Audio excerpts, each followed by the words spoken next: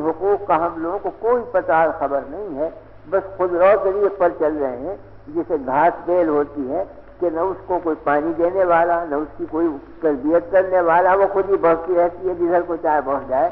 اس طریق پر زندگی چل رہی ہے۔ ضرورت ہے کچھ تعلیم پانے کی، اور تعلیم پانے کے لیے یہ ضروری نہیں ہے کہ کوئی عورتیں عالم بنیں، لمبا چوڑا علم سیکھیں، بلکہ وہ کتابیں پڑھیں کہ جن کتابوں میں حقوق لکھ دیے گئے ہیں اور وہ اردو میں بھی چھپی ہوئی ہیں۔ اگر اردو کی تھوڑی بہت تعلیم ہو عورتوں کی اور وہ کتابیں سامنے آ جائیں تو انہیں گھر کی پوری زندگی کا نقشہ جو اسلام نے تجویز کیا ہے وہ ان کے سامنے آ جائے۔ حضرت مولانا تھانوی رحمۃ اللہ علیہ کی کتاب ہے حقوق المعاشرت، کہ معاشرت اور گھریلو زندگی کے کیا حقوق ہیں، حضرت نے بہت تفصیل کے ساتھ ان کو بیان فرما دیا ہے اردو زبان میں۔ اس میں کوئی ایسی مشکل زبان نہیں ہے کہ اسے نہ سمجھ سکیں، عورتیں بڑی آسانی سے سمجھ سکتی ہیں۔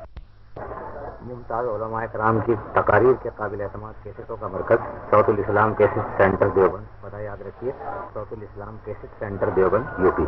یا بعض علماء نے کتابیں لکھی ہیں حقوق الزوجین، خاوند اور بیوی دونوں کے کیا حقوق ہیں، اس کے لیے مستقل رسالہ اردو میں لکھا گیا ہے، اور اسلام نے جو حقوق دونوں کے بتلائے ہیں وہ نہایت تفصیل کے ساتھ اس میں ذکر کر دیے گئے ہیں۔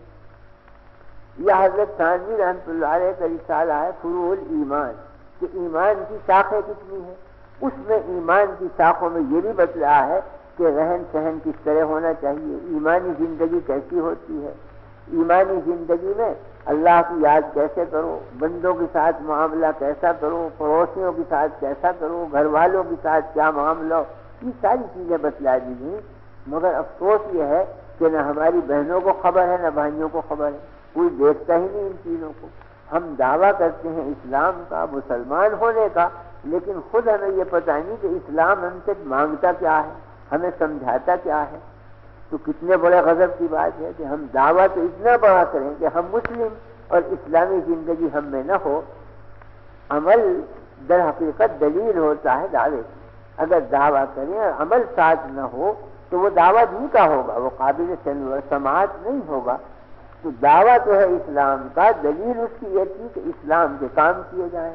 جب کام نہیں ہوں گے تو اس کا مطلب ہے کہ ہمارا دعویٰ جھوٹا ہے۔ جب دنیا میں بھی یہ دعویٰ جھوٹا ہے تو آپ خود انصاف کیجئے کہ اللہ کے یہاں یہ دعویٰ کیسے چل جائے گا۔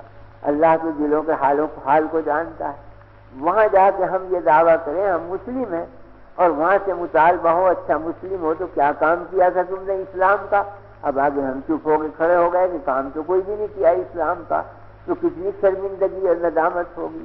اولین اور آخرین کے سامنے، اللہ کے سامنے الگ ندامت ہوگی، اور اللہ کے رسول بھی وہاں موجود ہوں گے، ان کے سامنے الگ ندامت ہوگی، عام مومن اور مسلمانوں کے مجمع کے سامنے الگ ندامت ہوگی، اس لیے کہ وہاں تو ہر چیز برسر مجمع کھولی جائے گی۔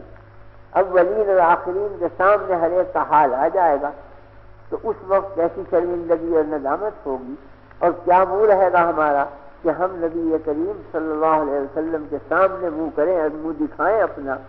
اگر آپ نے پوچھ لیا کہ اے ظالموں تم میری امت میں تھے، میری امت میں ہو کر تم نے کیا کام انجام دیا، میری کس کی سنت کو تم نے باقی رکھا، کس کی سنت کو ضائع کیا، آپ خود بتلائیے انصاف سے کہ ہمارے پاس کیا جواب ہوگا اس وقت۔ تو محض دنیا ہی کی زندگی تو نہیں ہے کہ یہاں ہم اس کو بنا لیں اور سنوار لیں، بڑی زندگی تو آگے آنے والی ہے جو ابدی اور دائمی ہے۔ یہ زندگی تو ختم ہو جائے گی ایک دن، عیش سے گزارو یا مصیبت سے گزارو، ایک نہ ایک دن ختم ہوگی۔ یہاں کی ہر حالت چند روزہ ہے، چند دن کے بعد ختم ہو جائے گی۔ دیکھنا اس زندگی کا ہے کہ جس کے بعد موت نہیں ہے، ابد الآباد تک رہنا ہے۔ وہ اگر کہیں بری بن گئی زندگی اور ابد الآباد کی مصیبت آ گئی سر، تو کیا ہمارا حشر ہوگا؟ اس لیے فکر اس زندگی کی کرنی چاہیے، اور وہ زندگی بغیر اسلام کے درست نہیں ہو سکتی۔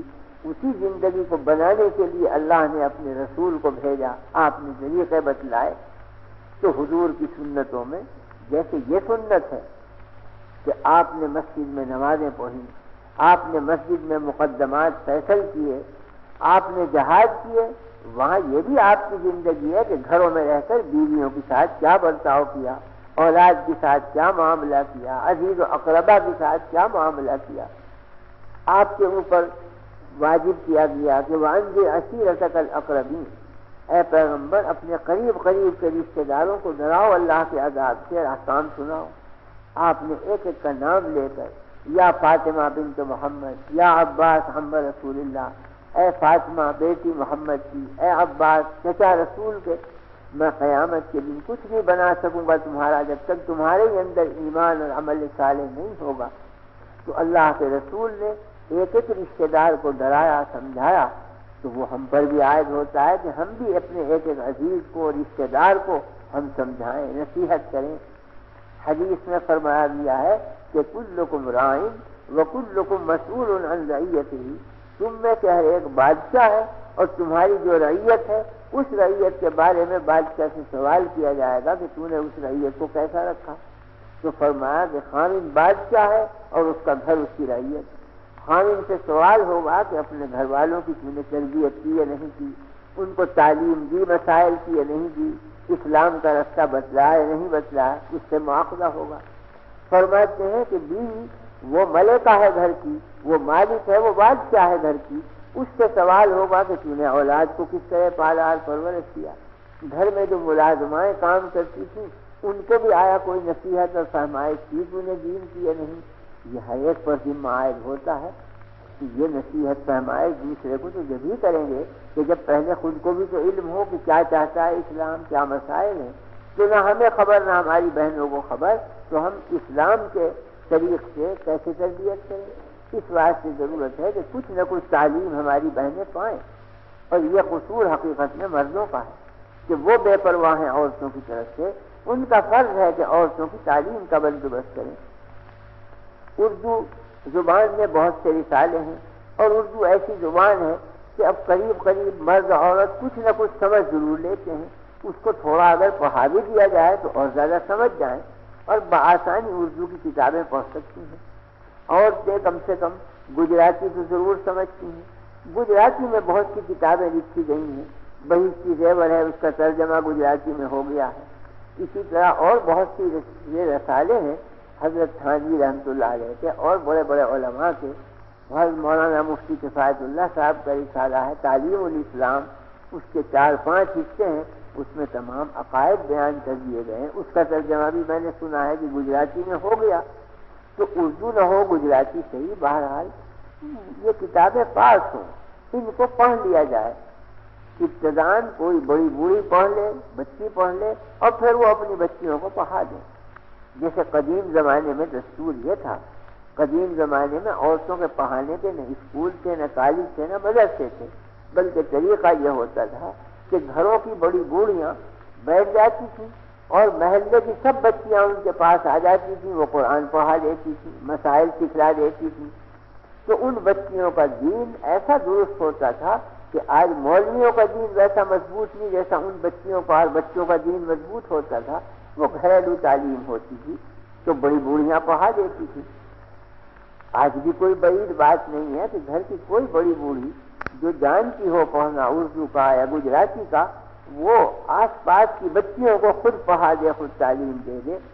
اس کے بعد بچیاں کوئی اور تعلیم پائیں، اس سے انکار نہیں، مگر دین کی تعلیم کم سے کم ابتدا میں ہو جائے جس سے بنیاد تو صحیح ہو. اور جو ہماری اپنی بنیادی قائم نہ ہوئی تو ہم چاہے بیرسٹر ہو جائیں، چاہے وکیل ہو جائیں، اس سے کیا فائدہ ہے. اس سے اسلامی حیثیت سے قیامت کے دن تو یہ پوچھا جائے گا کہ تم نے حق کیا ادا کیا خامن کا اور بیوی کا، اور کیا حق ادا کیا اولاد کا. یہ نہیں پوچھا جائے گا کہ تم نے وکالت پاس کی تھی یا نہیں، تم نے بیرسٹر بن کے مقدمات فیصل کیے تھے یا نہیں. یہ سوال نہیں ہوگا آخرت میں. تو آخرت اپنی درست کرنی ہے. مقدم چیز یہ ہے کہ اپنا دین درست کرو، اپنے عقیدے درست کرو، اپنے حقوق کو پہچانو، اپنے گھر کے مردوں کے حقوق کو پہچانو. عورتیں سمجھ لیں اس بات کو کہ بچے کا پہلا مدرسہ ماں کی گود. ماں کی گود میں اگر کوئی تعلیم ہے تو بچہ بھی ابھرے گا علم لے کر کے، اور اگر ماں کی گود خالی ہے علم سے تو بچہ بھی جاہل ہوگا. تو ماں کی گود میں جو کچھ ہوگا وہی بچے کو ملتا ہے. پال پرورش میں بچے کو وہی ملتا ہے کہ جو ماں کے پاس ہوتا ہے. اگر ماں پڑھی لکھی ہے، ماں دیندار ہے، نماز کی پابند ہے، یقیناً بچہ بھی پابند ہوگا، وہی خود